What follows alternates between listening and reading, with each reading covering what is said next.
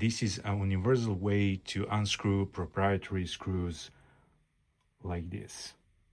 At least they were proprietary. Opening it can be troublesome because it is using proprietary screws.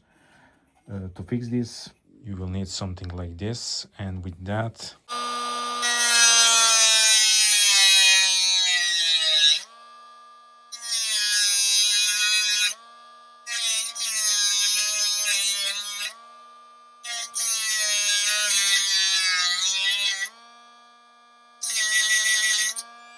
at this point you can get your regular flat screw,